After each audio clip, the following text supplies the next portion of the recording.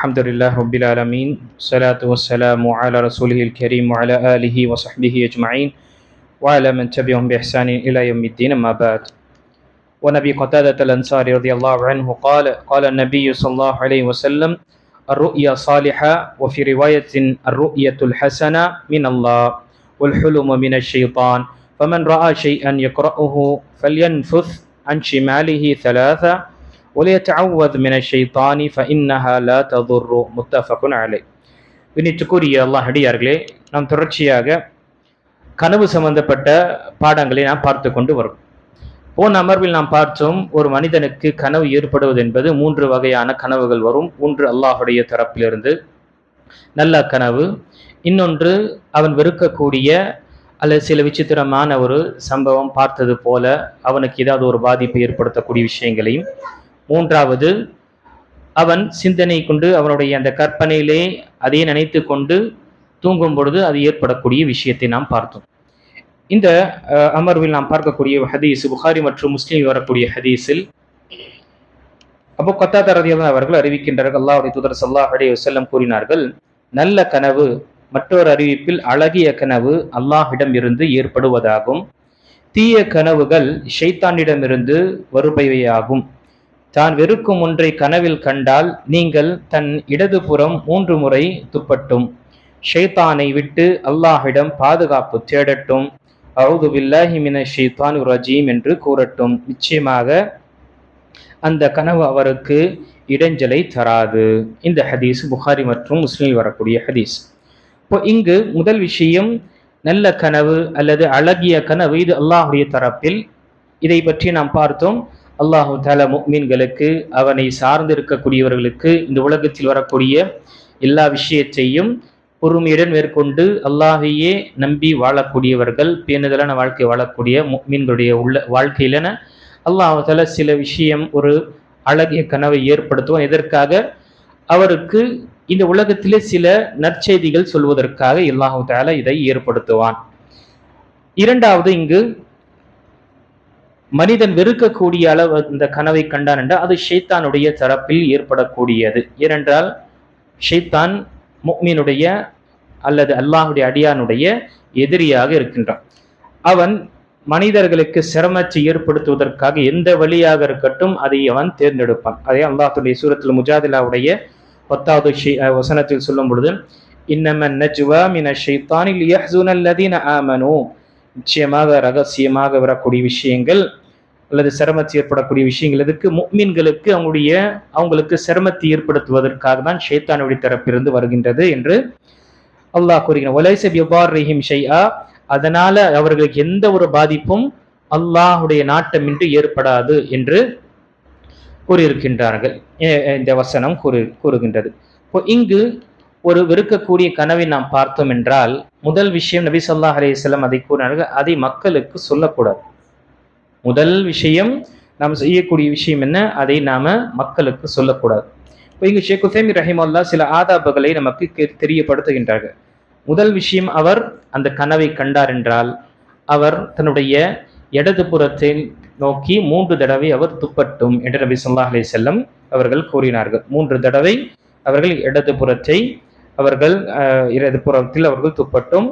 அதே போல 3 தடவை அஊது பில்லாஹி மினஷ் ஷைத்தானிர் ரஜீம் என்று கூறட்டும் என்று இங்கு ஆதாபம் நமக்கு சொல்லப்படுகின்றது. இது ஏனென்னா இங்கு மனிதன் சிரமத்தை உணரும் பொழுது அவன் இந்த மாதிரி விஷயம் செய்ய வேண்டும். அதே போல 3வது ஆதாபு, அவன் அந்த மனிதன் எந்த திசையில் தூங்கிக் கொண்டிருந்தாலோ அந்த திசையை விட்டு அவர்கள் மாற்றிக்கொள்ள வேண்டும். வலது புறத்தில் தூங்கிக் கொண்டிருந்தார், அவருக்கு இது மாதிரி கெட்ட கனவு ஏறும் பொழுது அவர் இடது பக்கம் திரும்பிக் கொள்ளலாம். இடது பக்கம் தூங்கிக் கொண்டிருக்கும் பொழுது இந்த கனவு ஏற்படும் பொழுது வலது பக்கம் அவர்கள் திரும்பி தூங்கிக் கொள்வது இது ஒரு ஆதாபாக இருக்கின்றது. அதே போல இன்னும் இதற்கு பிறகும் அவருடைய அந்த கனவு திரும்ப திரும்ப ஏற்பட்டு கொண்டிருக்கின்றால் அவர் எழுந்து உது செய்துவிட்டு 2 ரக்காத்து தொழுது விட்டார் என்றால் அதுவும் என்ன சென்றுவிடும். 4வது விஷயம், யாரிடமும் இதை சொல்லக்கூடாது. நமக்கு ஒரு வெறுக்கக்கூடிய அல்லது ஏதாவது ஒரு சம்பவத்தை பார்த்தோம், அதை அச்சப்படுகின்றோம், நம்மை பற்றியோ நம்முடைய குடும்பத்தை பற்றியோ நம்முடைய குழந்தையை பற்றியோ அல்லது நம்முடைய உறவினர்களை பற்றி இந்த விஷயங்கள் நாம் பார்க்கும் பொழுது அதை நாம் யாரிடமும் நாம் சொல்லக்கூடாது. நபி ஸல்லல்லாஹு அலைஹி வஸல்லம் இதை தெரியப்படுத்தாதீர்கள், யாருக்கும் நீங்க சொல்லாதீர்கள் என்று நபி ஸல்லல்லாஹு அலைஹி வஸல்லம் கூறியிருக்கின்றார்கள். அதே போல யாரிடம் போயிட்டு தஃப்சீர் இதற்கு என்ன பரிகாரம் அல்லது இதற்கு என்ன அர்த்தம் அல்லது இதற்கு என்ன விளக்கம் என்று போய் கேட்க கூடாது. ஏனென்றால் ஒவ்வொரு மனிதன் அந்த கனவு கண்ணக்கூடிய ஒவ்வொரு மனிதனுடைய அவருடைய வாழ்க்கைக்கு ஏற்றாற்போலதான் அதனுடைய விஷயங்கள் ஏற்படும். அதனால யாருக்கும் போயிட்டு யாரிடம் என்று கேட்கக்கூடாது. அதே போல சில புத்தகங்களை பார்ப்பாங்க, இந்த ஃபால் புத்தகம் பார்க்கறதும் அல்லது மற்ற ஏதாவது இது மாதிரி கனவுகளுக்குரிய சில பிரதிபலன்கள் வைக்கக்கூடிய புத்தகங்கள் இதெல்லாம் பார்க்கக்கூடாது என்று ஷேக் உசைமீன் ரஹிமஹுல்லாஹ் அவங்க தெளிவு செய்கிறாங்க. அதை குறிப்பாக தஃப்சீருல் அஹ்லாம் என்று சொல்லக்கூடிய கனவுடைய தஃப்சீர் என்று ஒரு புத்தகம் இப்னு சீரின் எழுதிய புத்தகத்தில் தான் மக்கள் என்ன செய்வாங்க, அதை தேடுவார்கள். அல்லது யாராவது இது மாதிரி கனவு சொல்லக்கூடியவராக இருந்தால் அவர் இந்த புத்தகத்திலிருந்து என்ன செய்யறாரு, சில விஷயங்களை தெரியப்படுத்துவார். இப்படியெல்லாம் செய்யக்கூடாது, அல்லாஹ்வுடைய தூதர் ஸல்லல்லாஹு அலைஹி வஸல்லம் சொன்னாங்க, இதை யாருக்கும் சொல்லாதீங்க, முடிஞ்சிருச்சு. அதற்கு பிறகு நம்ம என்ன செய்யணும், அல்லாஹ்விடம் இதற்குரிய 5வது விஷயம், அல்லாஹ்விடம் இதில் இருந்து பாதுகாப்பு தேட வேண்டும். யா அல்லாஹ், இந்த விஷயத்தை நான் பார்த்திருக்கிறேன், திரும்ப திரும்ப இந்த விஷயம் எனக்கு என்னுடைய கனவுல வருது, யா அல்லாஹ் உன்னுடைய பாதுகாவலை நான் தேடுகின்றேன், நீ இந்த விஷயத்திலிருந்து பாதுகாப்பாயாக. இதுதான் ஒரு கனவுடைய ஆதாபாக இருக்கின்றது. நன்மையான விஷயங்கள் நாம் பார்க்கும் பொழுது நம்மை சிலர் பொறாமை கொள்ளக்கூடியவர்களாக இருக்கும் பொழுது அவர்களிடம் தெரியப்படுத்தவே கூடாது. அல்லது கெட்ட கனவு பார்க்கும் பொழுது அல்லது நம் வெறுக்கக்கூடிய கனவை பார்க்கும் பொழுது அதை யாரும் தெரியப்படுத்தி விடக்கூடாது. இது நபி ஸல்லல்லாஹு அலைஹி வஸல்லம் காட்டி தந்திருக்கின்றார்கள்.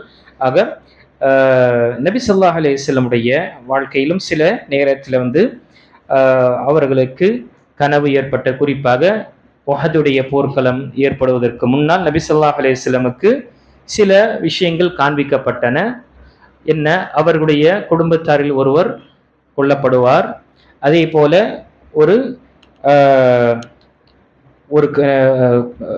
ஒரு மாட்டை நபி ஸல்லல்லாஹு அலைஹி வஸல்லம் பார்க்கின்றார்கள், அறுப்பதை போல, ஒரு மாட்டை அறுப்பது போல நபி ஸல்லல்லாஹு அலைஹி வஸல்லம் அவர்கள் பார்த்தார்கள். ஒன்று அவருடைய சுல்மா என்று சொல்லக்கூடிய ஒரு பாதிப்பு, அவருடைய வீட்டாரில் ஒருவர் மௌத்தாவார் அல்லது ஷஹீதாக்கப்படுவார் என்ற அந்த ஒரு விஷயத்தையும், அதே போல ஒரு மாடை அறுக்கக்கூடிய ஒரு கனவை நபி ஸல்லல்லாஹு அலைஹி வஸல்லம் காண்கின்றார்கள்.